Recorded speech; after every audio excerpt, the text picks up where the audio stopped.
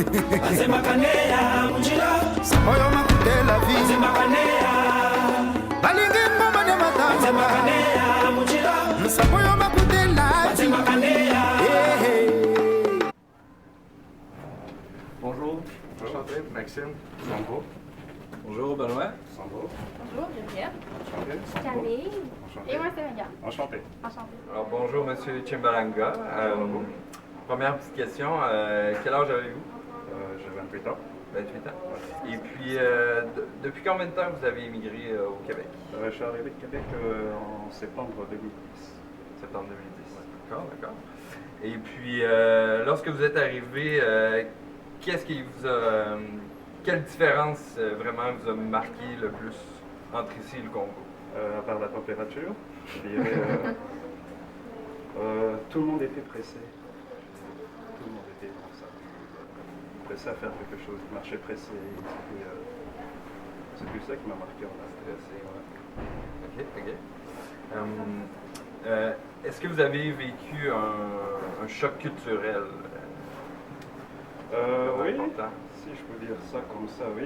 Parce que nous, dans notre culture, au Congo, on partage un peu tout ce qu'on a entre amis, cousins. Et ici, ils sont plus individualistes des fois. Ils sont plus individualistes des fois. Fait que, en arrivant, ouais, ça m'avait un peu choqué. Ouais. Ok. Et puis, pour quelle raison vous avez immigré à Québec? La première raison, c'était pour les études. Okay. Mon oncle, le petit frère à mon père, il est venu au Congo en 2009. Et on a parlé pendant plusieurs heures.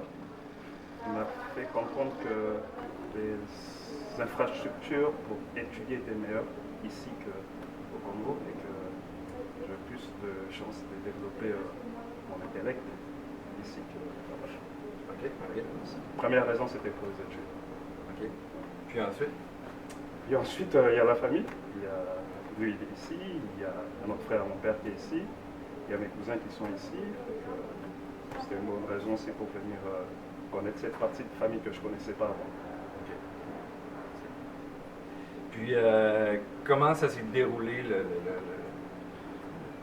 comment ça s'est passé, comment je peux dire,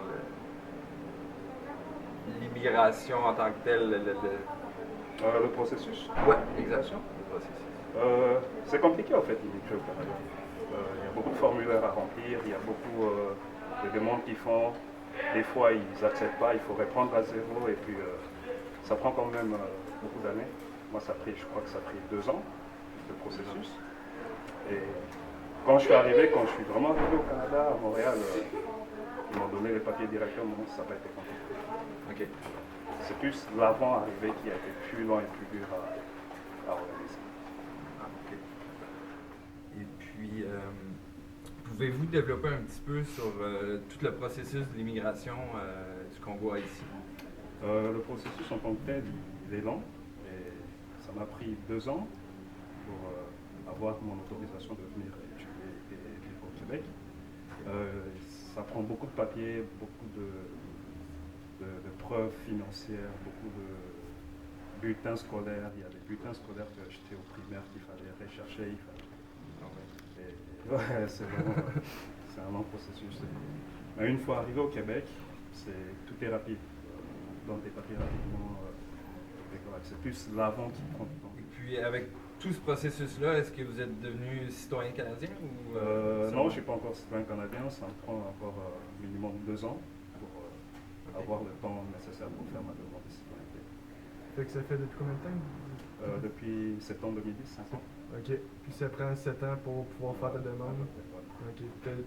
Sais-tu les processus?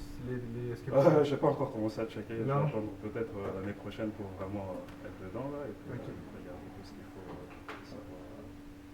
Formulaire qui demande. Je n'ai pas encore vraiment commencé. Donc, tantôt, vous avez parlé de votre famille. Je me demandais, est-ce qu'il vous reste la famille là-bas ou vous avez comme tout immigré ensemble, vous avez vécu votre processus tout ensemble? Non, j'ai une sœur et un frère qui vivent encore au Congo. Mais sinon, mes parents sont décédés quand j'étais jeune. Donc, c'est la seule famille qui reste à Kinshasa. Est-ce que vous gardez encore communication avec eux? Oh, Ah, bon, par tant mieux. Facebook, on s'appelle des faux téléphones. Ah, c'est fun. Puis l'adaptation ici, est-ce que ça a été difficile pour vous? Ça a vraiment été facile, s'habituer à un nouvel environnement? Je peux dire que la famille que j'ai ici, elle m'a beaucoup aidé à m'adapter très facilement. Je veux dire que ça a été facile et difficile. Difficile côté climat, facile côté culturel parce que le premier contact a été facile avec ma tante qui est québécoise et elle a une grande famille. Les 3 premiers mois, on se voyait vraiment beaucoup avec sa famille. C'était plus le parler que je ne comprenais pas parce que pour nous on parle français France et il y avait des mots que je ne comprenais pas ici. Et ça a pris du temps en fait à adapter mon oreille, à adapter mon langage, mais ça a été quand même très bien pour l'adaptation. Normal. Puis est-ce que vous avez comme une idée qui vous vient en tête de comment que votre famille vous a aidé à vous s'adapter? Comme votre tante tantôt? Ouais, la première adaptation c'est chez nous, c'est la femme qui fait tout, comme la cuisine, la bouffe, le ménage. Quand je suis arrivé, mon oncle il me dit, ici il n'y a personne qui va tout faire pour toi. Apprends à faire des choses tout seul ici. La vaisselle, je commence à faire la vaisselle, je commence à faire la bouffe de temps en temps. Ça c'est le premier truc de l'adaptation. Puis est-ce qu'on vous a imposé le Québec ou c'est vous qui avez choisi le Québec ou votre famille? Imposé, je dirais pas imposé, mais c'était préférable pour moi d'aller dans une ville où il y a quelqu'un qui, pour ne pas vraiment être désorienté du coup, c'est une culture que je ne connaissais pas avant. Donc vu que ma famille était ici, c'était préférable pour moi, pour mon adaptation de venir à une ville où il y a ma famille. Donc, bonjour. Bonjour. Je voulais savoir, est-ce que ça a été difficile pour vous de quitter votre pays d'origine? Oui, c'est difficile de quitter le pays où on est né, où on a grandi, on a construit une vie, on a vécu plein d'affaires. De ce côté-là, oui, c'était difficile. Et d'un autre côté, c'était un nouveau départ pour moi. Répartir d'une nouvelle vie, oublier un passé un peu douloureux. Ouais. C'est surtout de partir vers l'inconnu, vous ne Ouais. saviez pas à quoi vous Ouais, attendre. ouais, C'est sûr je que savais ça vraiment doit pas à quoi m'attendre. être effrayant de partir comme ça. Par la suite, par curiosité, vous parlez combien de langues? Je parle bien le français, qui est la langue officielle et la langue d'instruction et tout ça. Et il y a d'autres dialectes. Il y a 4 langues nationales. Il y a le Lingala, il y a le Chiluba, il y a le Swahili et le Kikongo. Moi, pour ma part, dans ces 4 langues, je parle très bien le Lingala. Ok. Et il y a une autre langue qui est la langue maternelle, la langue de ma mère. C'est le Chiluba que je comprends, mais que je parle plus. Ok. Est-ce que vous pouvez comme nous dire un peu des mots pour qu'on... On peut dire bonjour, je vais commencer par dire bonjour en Lingala. Bonjour en Lingala, c'est Mbote. Puis d'arriver ici, une langue, dans votre pays d'origine, est-ce que c'était compliqué de se faire comprendre de tout le monde ou ça se fait quand même relativement bien? Ou difficulté comparé à ici c'est une seule langue? Ouais, dans le pays d'origine, il y en a qui ont une bonne éducation, qui parlent très bien le français, et puis il y a la classe sociale qui parle plus le dialecte courant de la rue. Mais quand tu le parles en français, il essaie de comprendre. Fait que ça marche beaucoup avec les classes sociales. Ouais. Ok. Par la suite, est-ce que vous avez remarqué certains comportements au Congo qui vous sont restés depuis que vous êtes ici? Est-ce qu'il y a des gestes ou des termes ou des mots ou un type d'action ou de comportement vis-à-vis d'une situation qui vous est gardé depuis que vous êtes arrivé au Québec? Ce qui me passe par la tête, je dirais, j'ai encore rien qui me passe par la tête, mais je pense que oui, il y a des petits trucs qui peuvent Mais ressortir. comme vous avez dit tantôt, c'était une adaptation d'arriver ici puis de voir que c'est pas les femmes qui font toutes les tâches ménagères. Oui. Ça a dû être... Ouais, oui, mais j'ai dû m'adapter vraiment rapidement de ce côté-là parce que j'avais pas le choix. Puis vous avez pas gardé de stéréotypes de ton féminin en arrivant ici. Là. Vous êtes quand même bien adapté assez rapidement, Non. puis vous avez compris le... On n'a pas vraiment des stéréotypes féminins, c'est juste que les femmes là-bas, déjà elles-mêmes, elles se disent dans la tête que je dois tout faire, ouais, c'est normal. Ok. Mais il y a des femmes aussi que elles vont travailler et puis elles n'ont pas le temps de faire la bouffe, elles sont vraiment indépendantes. De plus en plus, je dirais, ces derniers temps, les femmes deviennent de plus en plus indépendantes. Elles vont à l'école, elles vont étudier, elles vont à l'université, elles vont au travail. Elles contribuent à 40% ou à 50% comme le mari bon déroulement de la famille. Fait que ça évolue vraiment. Ouais, ça évolue vraiment.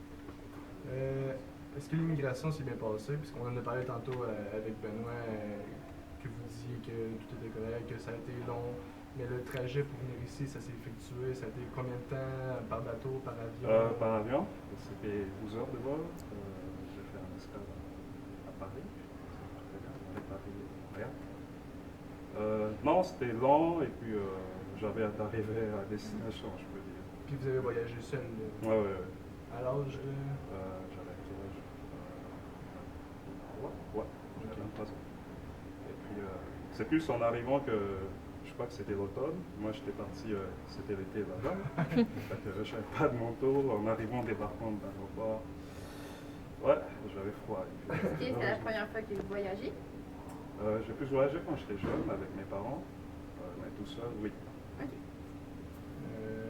J'en ai fini avec mes questions. Merci bien.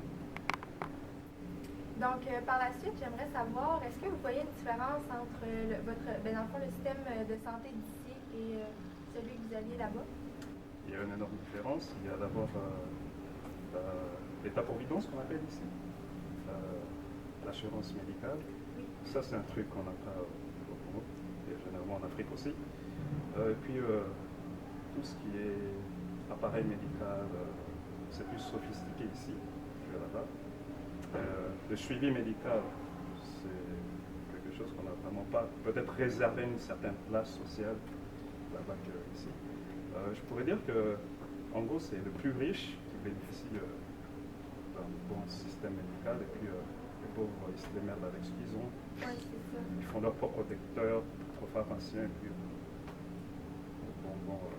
il y en a qui meurent pour un truc banal, un truc qui pouvait être bien traité ou bien prévenu, mais vu que le système médical est un peu archaïque, ils meurent d'une grippe ou d'une petite fièvre. Parce que les soins ne sont pas gratuits là-bas. Ils ne sont pas gratuits, ils sont chers et puis c'est pas tout le monde qui peut accéder à ces soins-là. OK. Et pour poursuivre un petit peu la technologie, donc c'est vraiment différent pour vous aussi là-bas, là.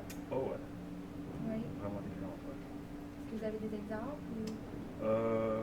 D'abord Internet, si on prend juste Internet. La vitesse d'Internet ici et là-bas est vraiment différente. Télécharger un truc là-bas avant, c'était...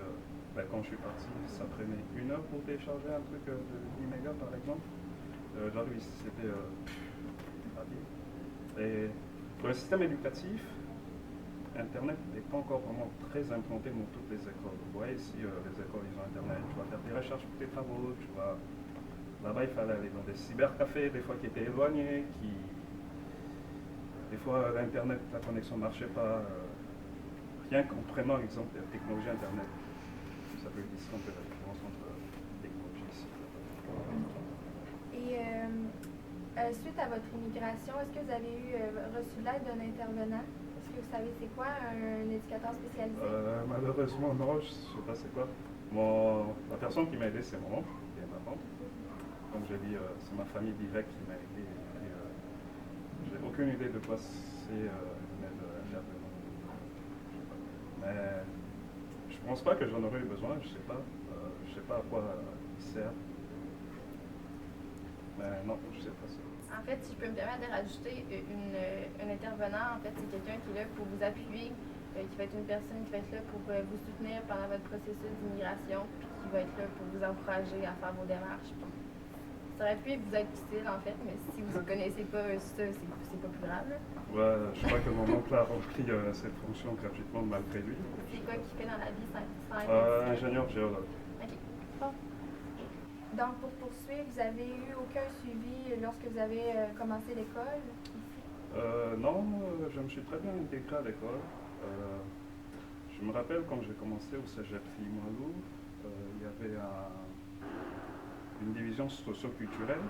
Donc c'est un peu tous les immigrants qui venaient d'arriver qui se retrouvaient dans une pièce et puis on essaie d'échanger. C'est plus de ce côté-là que j'ai plus besoin de garder contact avec du monde qui vient d'ailleurs, mélanger un peu les cultures, connaître d'autres Québécois aussi, il y avait d'autres Québécois qui venaient me parler. Mais sinon, suivi en tant que tel pour voir l'évolution d'une performance à l'école, non. Je me suis suis vraiment très bien intégré. J'habite dans le Congo. Parfait. Par chance. Et une petite dernière question, est-ce que vous allez voir régulièrement les personnes avec qui vous étiez au Congo ou vous prévoyez les voir bientôt? Je prévois le voir bientôt, ben, ça fait 2 ans que je prévois. Je ne suis pas retourné depuis, parce que le billet coûte cher un peu, à peu près $2000. Et sinon, je prévois vraiment faire un voyage au Congo. Et puis, à part le Congo, il y a l'Angleterre, où j'ai 2 sœurs qui habitent là-bas, que je prévois aussi aller voir.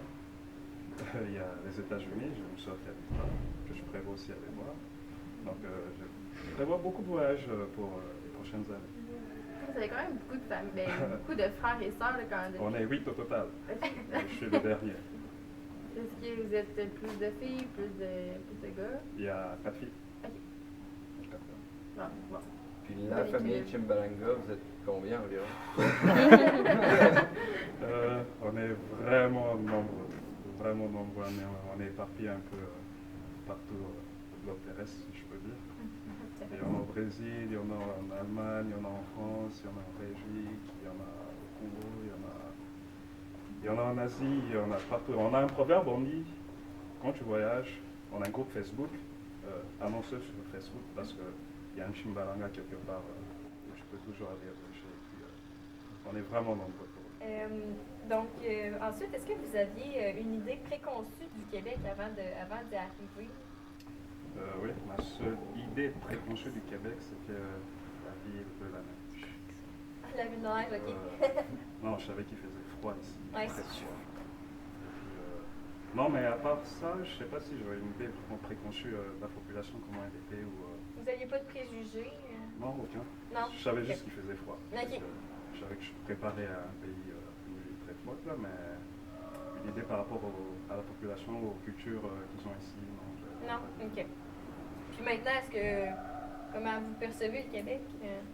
Est-ce que, mais nous, on se fait dire qu'on est une population assez accueillante. Est-ce que vous... Oui, je confirme. Oui? Oui, oui. Non, comme je dis, mon intégration s'est bien passée parce que il y a des gens qui m'ont très bien accueilli.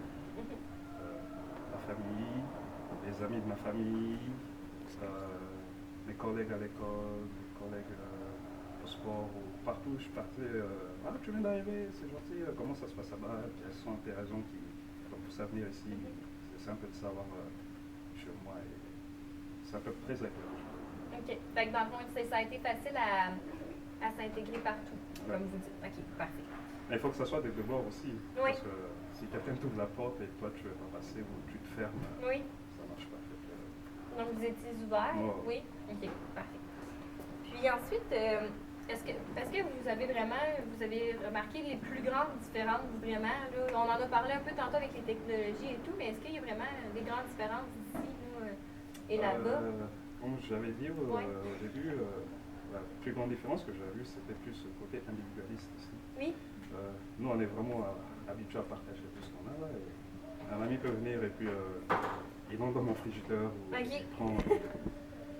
Comme un exemple que je peux dire, c'est les parties chez nous. Ok. Quand on dit on fait un party chez nous, la personne qui fait le party, c'est elle qui fournit l'alcool et c'est elle qui fournit la bouffe. OK. Ça doit coûter cher.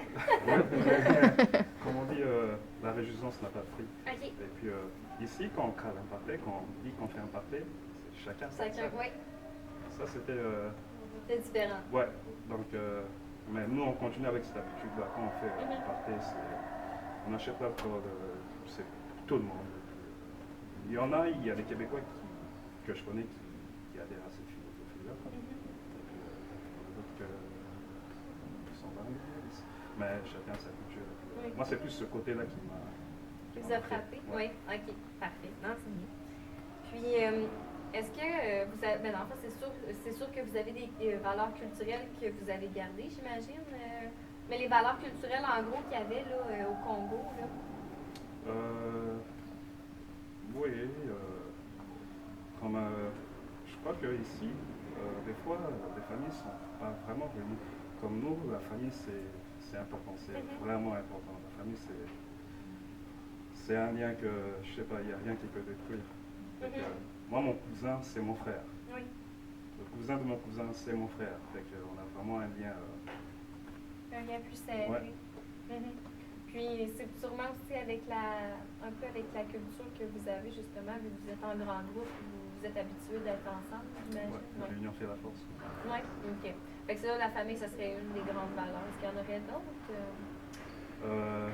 Je peux dire qu'il y a la musique aussi. Oui. Et puis, Vous avez des musiques traditionnelles au oh, Congo? ouais, il y Oui. a beaucoup de genres de musique. Oui. Il y a le folklore, il y a la rumba congolaise, il y a la musique populaire qu'on appelle le ndombolo. Ça, c'est plus saccadé, mouvementé. Il y a la musique, il y a salsa, il y a un peu de tout. Il y a vraiment tous les rythmes du monde que tu peux trouver là-bas. Et puis, en fait, nous, la musique, on écoute la musique tout le temps. On mange en écoutant la musique, on prépare en écoutant la musique, on travaille en écoutant de la musique. C'est plus... C'est un moyen de vivre. c'est un moyen je sais pas, de joie, de paix. Ça fait partie de notre quotidien. Je sais pas comment je peux dire ça, mais c'est apaisant. La musique. Ça doit être plus facilitant pour vous aussi de communiquer. Ça doit être une façon plus facile avec la musique. Parce que la musique, généralement la musique qu'on écoute au Congo, c'est en lingala, c'est un dialecte une langue nationale à part le français. Et puis ça rend un peu notre musique populaire et puis c'est comme une fierté qu'on a. En Afrique, quand on parle de la musique congolaise, c'est plus la musique en lingala qu'on parle. Et puis c'est comme une fierté pour nous, hein, de parler lingala, d'écouter dans une musique. Okay. Puis à ça doit s'ajouter la musique avec, pas la musique, pardon, la danse. Il doit y avoir des danses culturelles. Le ndombolo que je viens de citer, Oui. c'est une musique, c'est aussi une danse. Ok. Il y a des danses, on en crée à chaque année. Oui. Il y a beaucoup de danses. Si vous allez sur YouTube ou je sais pas, dans un site internet, vous tapez musique congolaise, vous sortir une variété de musique. Mais il y a beaucoup de danses. Vraiment, côté danse, on est riche. Donc on voit qu'au Congo, c'est vraiment la musique et la danse permettent vraiment beaucoup de s'exprimer. Ouais. Ok. On aime faire la fête. Ah, bon, des fêtes d'art. Ok, c'est bien. Puis, pratiquez-vous une religion quelconque? Avez-vous des croyances que vous avez gardées ici ou que là-bas c'est vraiment plus ancré? Ouais, moi je suis catholique. Mhm. Et puis je dirais que là où j'ai étudié, j'ai fait mon primaire et secondaire, c'est des écoles catholiques. Donc on a une éducation catholique. Et c'est les meilleures écoles côté, donc les écoles catholiques sont bien cotées pour nous à Kinshasa. Mais sinon il y a le protestantisme et qui prend de plus en plus l'ampleur et il y a une minorité de l'islam. Il y a une religion locale qu'on appelle Kimbangisme. C'est un prophète noir, il se dit prophète noir. Il y a quelques d'autres religions que des petites minorités d'1%. Il y a Sikabenda, mais sinon les religions dominantes c'est catholique, protestant et puis un peu d'islam. Puis est-ce qu'il y a des traditions que vous avez gardées ici que vous faites en... Oui, il y a une tradition comme à la maison, là où j'habitais chez mon oncle. Avant de manger, on fait une prière. Chaque souper, on fait une prière. Ça, c'est une pratique que j'ai gardée depuis que je suis ici. Sinon, il y a le réveillon de Noël. Oui. Pour la messe. C'est une pratique aussi que j'ai gardée. Et que mon oncle aussi, lui, il a gardé depuis que ça fait 35 ans qu'il est ici. Et puis, il a gardé ça. C'est pas mal ça. Donc, on voit que vraiment au Québec, puis au Congo, la religion plutôt catholique, vous avez pas mal les mêmes traditions qu'ici au Québec on peut avoir. Là, ça se ressemble. Côté catholique, c'est la même tradition. C'est la même chose. OK. Ah, ben merci. Comme on parlait que pour vous, la famille, c'était vraiment important, comment vous avez pris ça, vous, de voir que nous, on plaçait les personnes âgées dans des résidences lorsqu'ils étaient assez vieux? Je peux dire que personnellement, moi, ça a été un choc, mais que je ne peux pas juger de ce côté-là parce que c'est une culture qui se pratique ici. Nous, on ne la fait pas pour plusieurs raisons. Une des raisons, c'est que la famille, pour nous, c'est sacré. Et puis, je crois qu'il n'y a pas d'infrastructure chez nous qui permettent d'établir des résidences pour personnes âgées soignées. Mais moi, personnellement, si mes parents étaient encore en vie, je crois que je les garderais chez moi. Je crois qu'à un moment donné, il y a quelqu'un qui me parlait, quand on parlait de ça, il me racontait une histoire que un fils, son père n'était plus en état d'être indépendant, il l'a fait placer. Mais là où il l'a fait placer et là où il habite, c'est comme à 10 minutes, mais il le voit comme 3 fois par an, quelque chose comme ça. Moi, personnellement, je trouve ça m'a fait pisser parce que moi, si j'avais l'occasion, je vais le voir à peu près semaine, 2 fois par semaine. On voit que c'est pas tant préoccupant pour les Québécois. Moins préoccupant pour les Québécois que pour les Congolais. Ouais. Comme j'ai dit, je sais pas, je peux pas juger de ce côté-là parce que c'est vraiment une question culturelle. Moi, personnellement, mon père ou ma mère, je ne mets pas dans une résidence pour personnes âgées. Ça fait partie de notre culture. Ils ont pris soin de nous quand on était jeunes, ils sont plus capables de prendre soin de nous, c'est à nous de prendre soin d'eux, fait que ça se perpétue. C'est donnant-donnant. Ouais, ça m'a un peu choqué, je peux dire. Ouais. Mais je peux pas juger les deux cultures. Ouais. Ça, c'est un truc qui se passe ici, il y a des raisons que ça se passe ici, chez nous, ça se passe autrement. Mais ça m'a un peu choqué. Alors, Monsieur Chimbalanga, vous avez parlé que vous étiez allé au Cégep Limoilou. Ouais. Est-ce que vous êtes toujours aux études? Oui, je suis encore aux études. J'ai commencé au Cégep Limoilou en technique informatique. Et j'ai fini. Là, j'ai commencé un baccalauréat en Université Laval en économique que j'achève la session prochaine. Ok. Alors, je vous remercie d'avoir pris le temps d'être avec nous ce soir. Vous vous intéressez au Congo et à la culture congolaise. Ben, c'est moi qui vous remercie. On en a appris beaucoup sur la culture et puis je vous souhaite une bonne continuation. Merci, bonne continuation aussi. Merci.